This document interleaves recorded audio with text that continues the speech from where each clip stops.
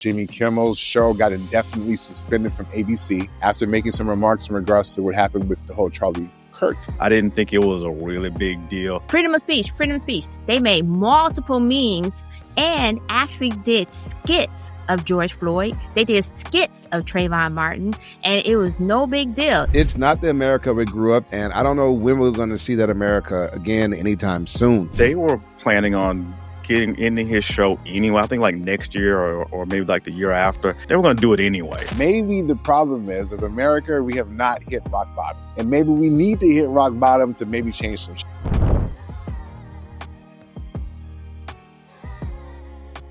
And coming back for a little overdrive. That's right. We're going to get right into it. We're going to get in, get out, get in. But no, seriously. It's funny because, obviously we try to stick to the topics.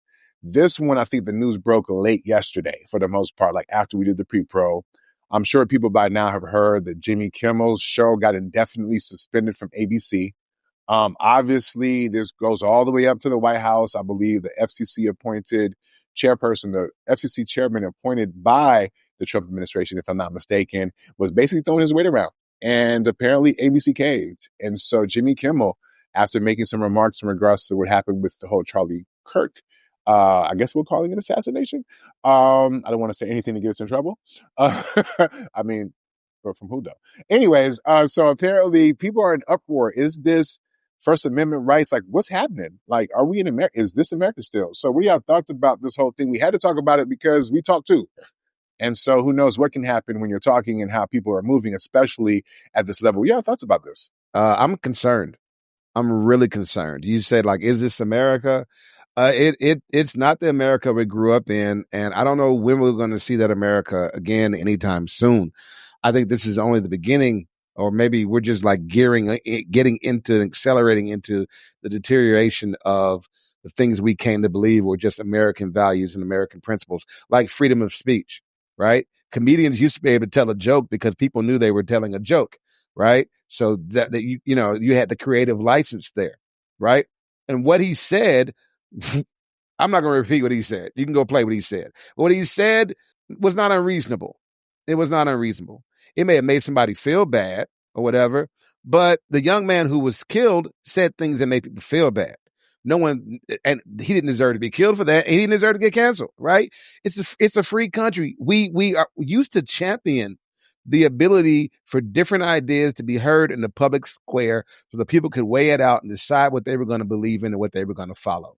Now we're in the midst of an administration that is systemically rolling back and unwrapping these protections and creating such an era of fear for even speaking anything against the president or his agenda that, I mean, there's beginning to be very little difference in what I think it would feel like living in North Korea and living in America, right? They've defunded public media. They defunded so many things that were in the middle, and they are purposely backing things that are very far right. Matter of fact, the FCC guy, when he said what he said that made ABC pull Jimmy Kimmel off the air, he wasn't at a press conference. He didn't tweet it.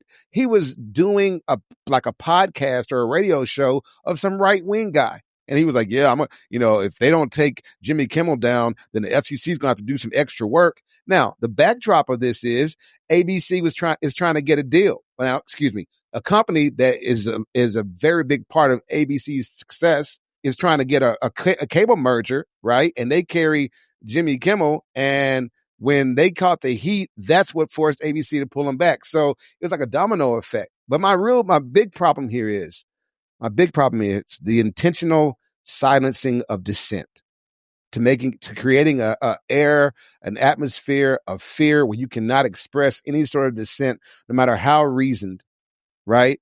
And that's just not what we were founded on as a country. It's a dangerous time. It's a real dangerous time. I agree that it's a dangerous time. I actually think it's ironic as well because he technically did not talk per se. He actually talked about the people's response to it and how they tried to say that it was anybody but, and how even one person, won't say his name, was like, oh, we hope that we prayed for 33 hours that it was not one of us, basically, because he wanted it to be somebody else, because he didn't want it to be somebody that looked like them. All he did as a comedian was point that out which was true and factual. What I find ironic, though, is that one of the first executive orders that went out there was about the censorship from the government censorship and overreach. And is this not government censorship and overreach? Because are you not respecting a private company ability to do what a private company can do within its own stance? And not only that, what concerns me, Ashley, is the fact that we yell freedom of speech. They were yelling freedom of speech, but not for anything pertaining to this person. Freedom of speech, freedom of speech. They made multiple memes and actually did skits of George Floyd. They did skits of Trayvon Martin, and it was no big deal. It was just free speech, free speech. But now somebody just talked about something that somebody said directly out their own mouth, and now it's an issue. So is it really, it's the hypocrisy for me. And I think that's also where we're seeing this, overreach. And the last thing I would say is that because of this whole political business minded aspect of it, this is one of the problems with having media being controlled by basically 5 companies, or supposedly allegedly by 5 companies, because it's easier to pressure them when something such as media is in the hands of very few. And so therefore they're more likely to cave into pressure because they still have a business aspect that they want to accomplish, and they can only accomplish that through the approval of the government. And this is what my concern is that this is, to me, this is exactly what government overreach looks like. However, Yeah, I mean, as interesting as cancel culture being wielded by the other side, who's decried it for 5 or 10 years. That's interesting, but in this particular case, I didn't think it was a really big deal. I did a little digging, and what I found was they were planning on getting into his show anyway. I think like next year or maybe like the year after. They've already ended Stephen Colbert's show. I think this was a convenient way to just end his show now.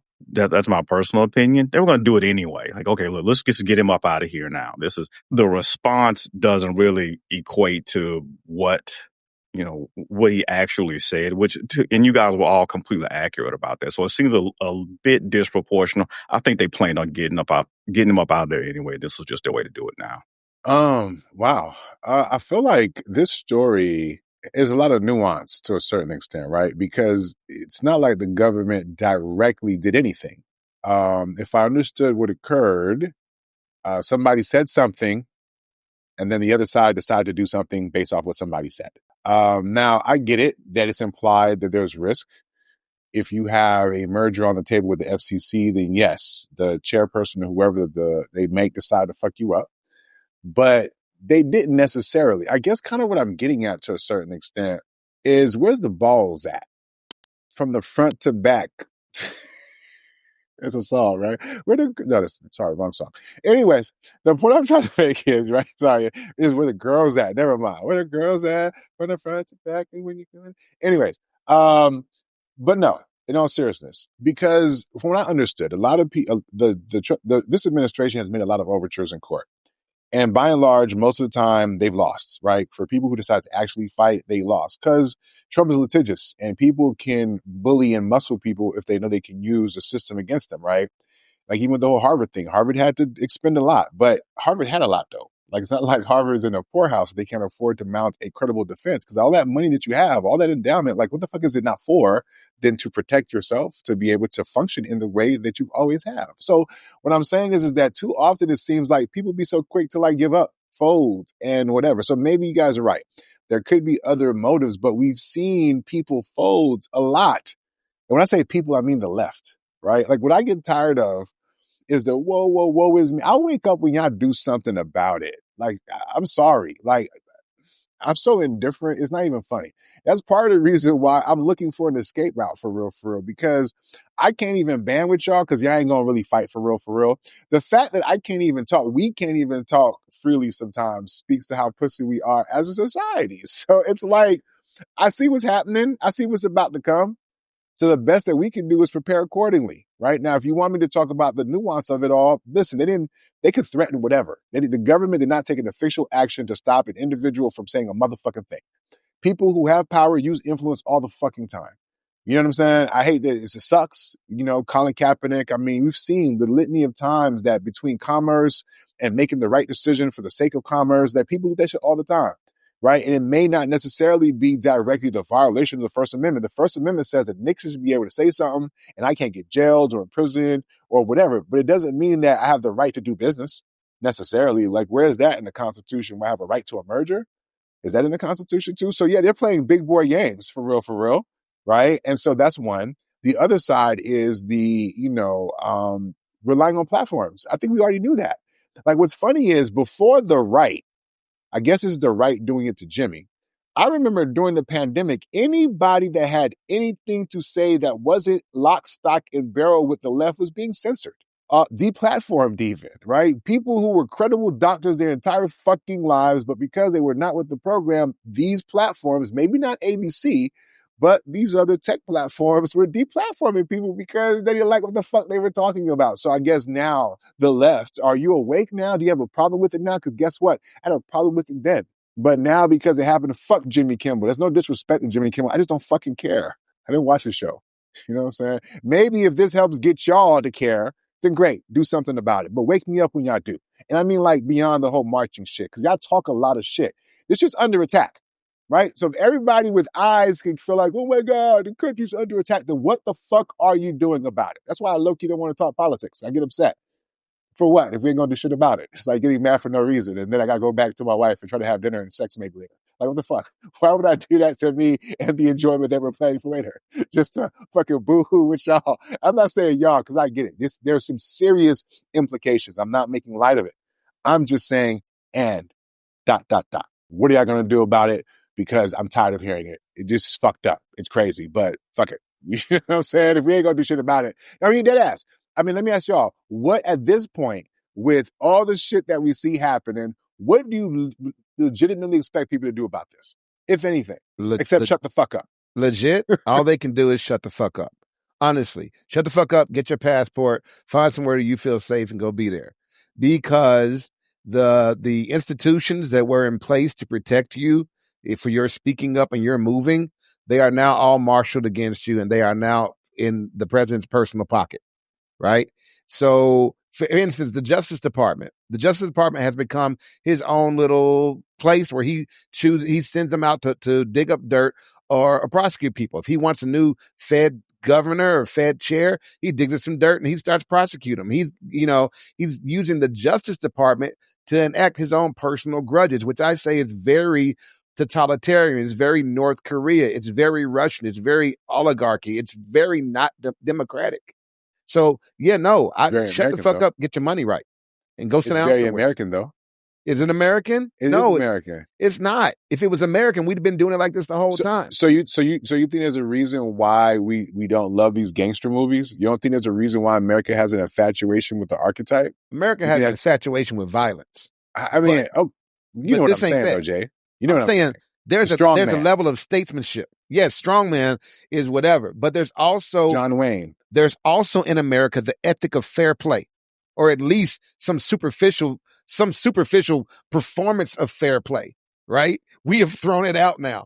It is just like, give me the fucking theater, okay? Make me at least feel like I have some rights and some say-so and some freedoms again. Give me the theater, or let me get the fuck out. No, I think Jay. I think Nick is right. That's why people like Don Corleone say, I'm gonna make an offer he can't refuse. So yeah, that's what's happening. Yeah, I was going to say, so I'm going to do first the comment for this. This is America. Just like Childish Gambino said, this is America.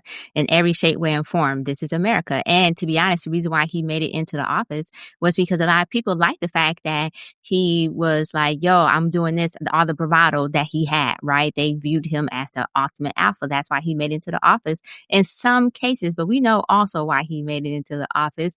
But with that being said, I will also just add this. The reason why no one is actually going to do anything about it is because they're still operating under the illusion that we have Congress.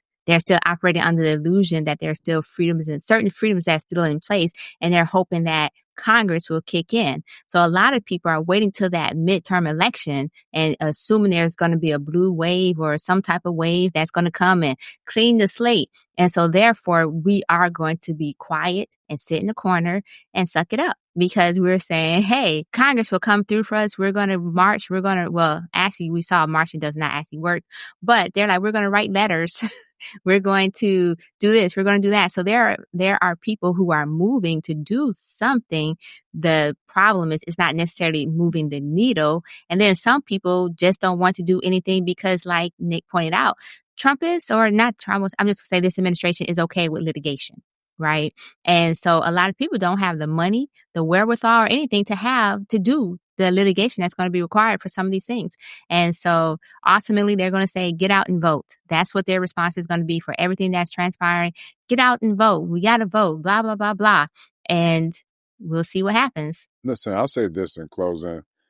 Sometimes you do got to go through bad things to appreciate the good. Maybe so many of us have just ridden the coattails of America that we forgot what it was like when people had to fight for their rights. So even though our rights are kind of, I guess, maybe being attacked right now, we've so used to having them that we don't know like what's in store for us. So maybe sometimes you got to get built to ass to get motivated to make change for real. I just don't. It's almost like a crackhead, right? Like you got to hit rock bottom. Maybe the problem is, as America, we have not hit rock bottom, and maybe we need to hit rock bottom to maybe change some shit, right? Because I don't see anything change anytime soon.